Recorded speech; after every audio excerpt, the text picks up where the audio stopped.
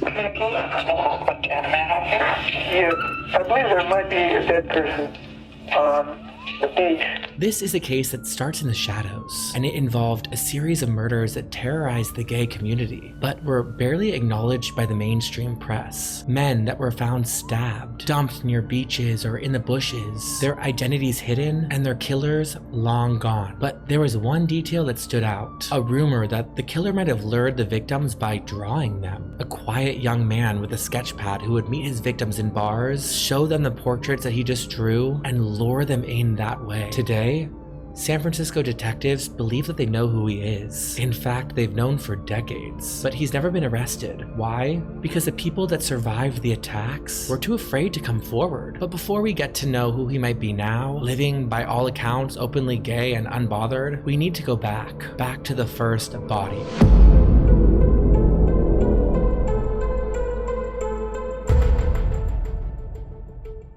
January 27th. 1974. It's 2 a.m. when a call comes into San Francisco's police dispatch. Communicate? What, and a man out here? Yeah, I believe there might be a dead person on the beach at, right across from Ulloa Street. If you follow the street right down to the water. I was right along there and I saw somebody lying there, but I didn't want to get too close because, you know what could happen. Okay? Did you want to give me your name, sir? No, I don't think that's necessary. I just wanted to let somebody know. Maybe he needs help or something. But, felt it was my duty to report it.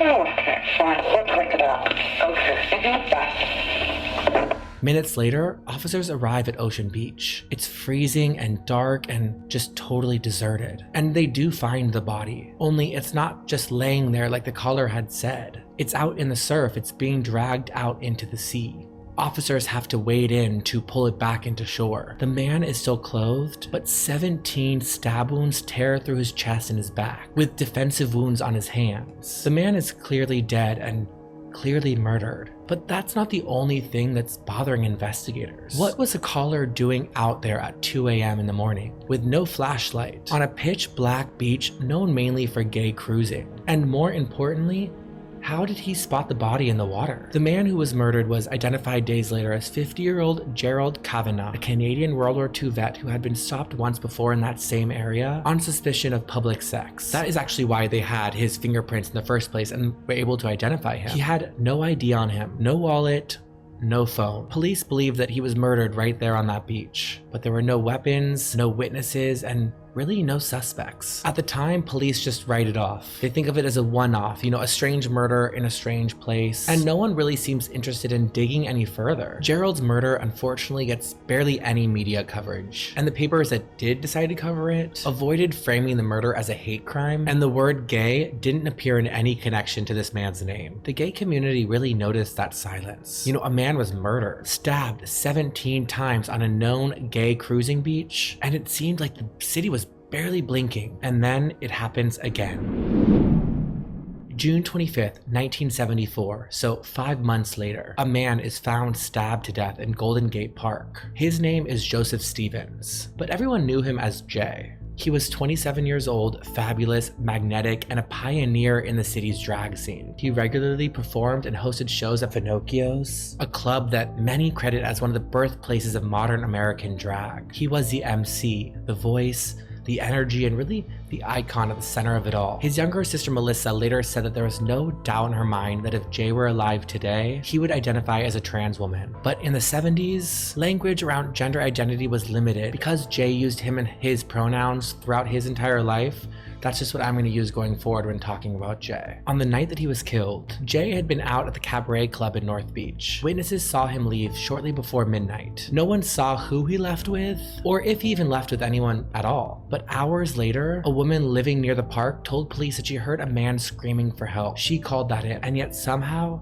The body wasn't even found until 7 a.m. Jay had been stabbed 5 times, 3 of those wounds directly into his heart. There was a pool of blood about 10 feet away from the body, and drag marks in the dirt, signs that he had really fought, that he had bled, and that he had been moved. Jay's car is missing, but later it turns up 45 minutes away after being involved in a high-speed chase. The driver, who is a blonde young man, crashes the car and just flees. But the craziest part is when the police caught up to this man, he insisted that he had nothing to do with the killing at all, that he had really just stolen the car. And surprisingly enough, the cops are able to conclude that he was telling the truth. But by now, it was starting to look like a pattern. And 2 weeks later, the pattern gets a lot darker.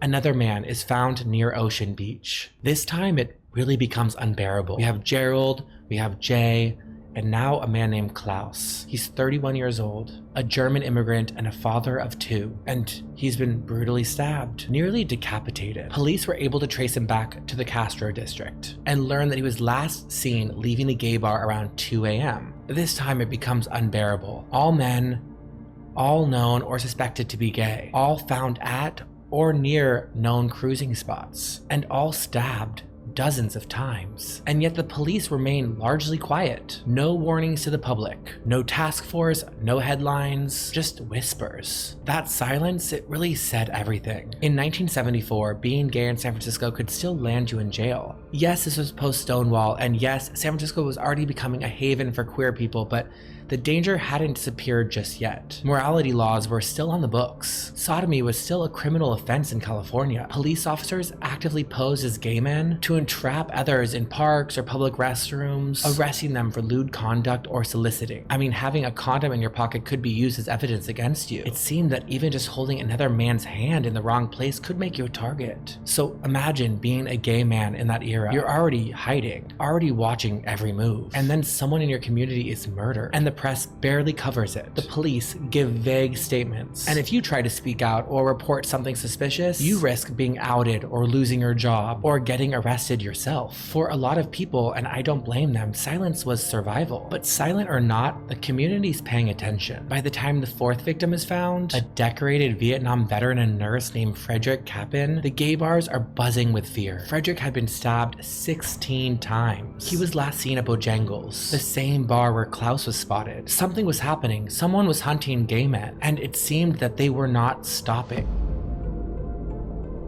The city finally assigns 2 black homicide detectives to the case, Earl Sanders and Rotia Guilford, known around the department as the Soul Brothers. They were actually the first black homicide inspectors in SFPD history, and they brought something that the investigation had been missing: empathy, cultural awareness, and an ability to build real trust with the community, especially with people who had every reason to not trust police. And it worked. As they started spending time in the Castro and the Tenderloin, buying drinks and asking quiet questions, they started hearing rumors about a man. He was young and black and soft-spoken. He seemed to be always sitting alone, always sketching. Bartenders remembered him, and so did a few performers. He would sit at a bar with his sketchpad and he would draw portraits of the other men. Then he would use those drawings to start a conversation. Sometimes he walked them home, sometimes they disappeared. That's how people really started calling him the Doodler. Then there was another body.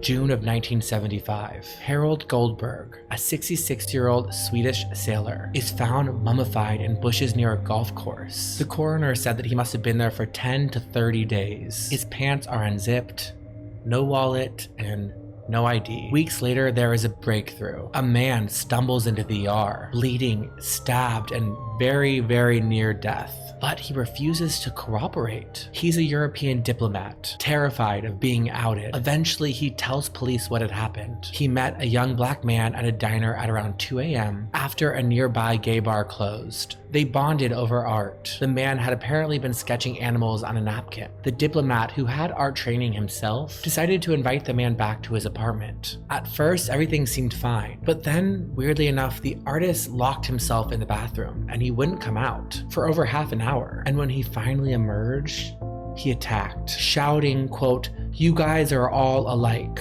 He stabbed him 6 times before the knife broke off and he went running. He fled the scene and thankfully the diplomat survived. But he didn't want to press charges. He didn't even want to testify. And when you remember the time period, San Francisco in the 70s, he was afraid and he had every right to be. Even Harvey Milk, one of the first openly gay elected officials in the country, understood why. He told reporters that he didn't blame the men who refused to speak. In a city where being outed could mean losing your job, your home, or your safety, stepping forward wasn't just brave, it could be very dangerous. Still, thankfully, detectives convinced him to sit with a sketch artist, quietly and anonymously. The drawing that came out of that meeting would later run in papers. The sketch sparked a flurry of tips, but even with a sketch, they couldn't make an arrest. Because without a victim willing to testify, without a name on the report, it just wasn't enough. And just like that, the Doodler walked free. Thankfully, one woman recognized the man in the drawing and called it in. She gave a name,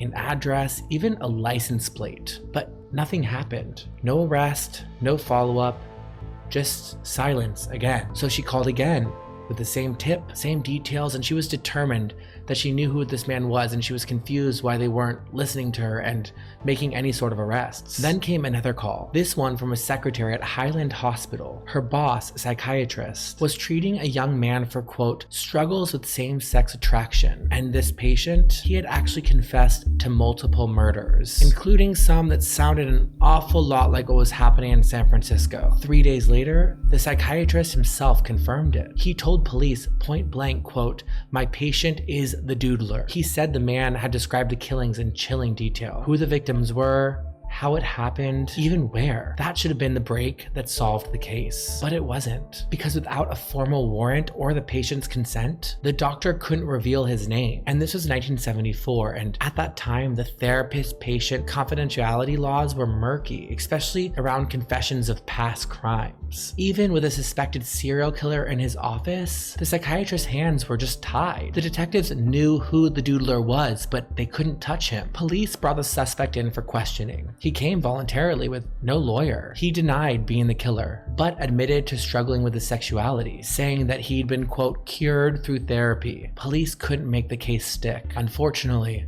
survivors wouldn't testify, and the doctor couldn't talk. So, yet again, the Doodler walked free. What's interesting is that it's almost like them calling him in did spook him, because the murders stopped after that. There were no more bodies and no more reports. It was almost like the Doodler just vanished. Or maybe, like many believe, he just knew the cops were onto him and he just skipped town. But the damage was already done. In 2018, Surgeon Dan Cunningham picks his case back up. He reopens the file, interviews the original detectives, and starts looking for overlooked victims. That's when he finds Warren Andrews. Warren Andrews wasn't like the others. He wasn't found at Ocean Beach or at Golden Gate Park, and he wasn't stabbed. He was beaten, brutally left for dead near Land's End, a rugged coastal trail on the northwest edge of San Francisco, known to locals as a popular gay cruising spot. When paramedics reached him, he was barely alive. He'd been hit with a rock and a tree branch. His injuries were so severe that he never regained consciousness. He died weeks later in a coma. At first, Warren's case didn't seem to match the others because there was no stabbing, no sketchpad, but over time, investigators started to notice some sort of pattern. The location, the timing, the victim profile, all of it still felt familiar. Some even theorized that Warren might have been identified as a stabbing victim too, that the Doodler's knife could have fallen or been lost along the cliff at Land's End, because it was a very treacherous, rocky area where one wrong step could really send anything or anyone plummeting into the Pacific. Warren's name was officially added to the list of suspected victims, bringing the known body count to 6. 6 men, all gay, all killed in or near places that once offered refuge, and all are still waiting for justice. They re-released that 911 call from Gerald Kavanaugh's murder, the one from 2 a.m. that we talked about at the beginning of the video. The voice was still anonymous. They released an age-progressed version of the original sketch, and they try something new, asking the public to help identify the psychiatrist, known only as, quote, Dr. Priest. Eventually, a journalist uncovers his name, Dr. Howard Priest, but he died in 2005. His daughter confirms that he treated people like the Doodler suspect, but all his records are gone. To this day, The man believed to be the Doodler still lives in the Bay Area, now openly gay and would be in his 60s, and still insisting that he's innocent. But here's where things start to get weird again. Because they started digging into other murders across the country, they found ones that bear striking similarities. And they learned that the suspect left town in 1976 and moved around places like New York, Los Angeles, even Atlanta. And guess what? Several unsolved murders of gay men occurred in those areas in the 70s and 80s. It raises the question, did the Doodler really stop after he was interrogated that one time? Or did he just find new places to hunt? I'd love to hear your theories, especially if you're from San Francisco or remember this time period. Cunningham hasn't ruled it out. He submitted new items for DNA testing, but so far, the only DNA recovered belongs to the victims. The crime scenes were too contaminated, and too much time has unfortunately passed. And even now, with a name, a sketch, a confession, and surviving witnesses, there's no arrest because none of the victims have agreed to testify. The fear still lingers 50 years later. These men weren't just victims. They had lives and routines and places where they felt safe. Some were drag performers, some were bartenders, some just wanted company in a world that kept them on the margins. And the ones that survived, they stayed silent. This case reminded me a lot of another case that I dived into in another episode about the murder of dozens of men in Australia, many of whom were found dead at cliffs after what police called accidents. But it turns out that many were actually pushed. It's a horrible but very fascinating case, and I'll link it in the description if you have not seen that yet. The Doodler case is still open, and the San Francisco Police Department is offering a $250,000 reward for any information leading to an arrest. If you know anything, or even if you just suspect something, please come forward. Thank you for watching another episode of Case Files. And if there's another case you want to see me dive into next, please email me at matthewalcullen@gmail.com. It doesn't have to be just gay or LGBTQIA focused. I really want this series to be a series that highlights the voices that are often marginalized, whether that's women, people of color, or queer-based. I've pulled most of my stories from emails that you have sent me, so I really do read all the emails and I take them all into account when I pick what story I want to do next. Thank you again for watching, and I will see you soon with another video. Okay, bye-bye.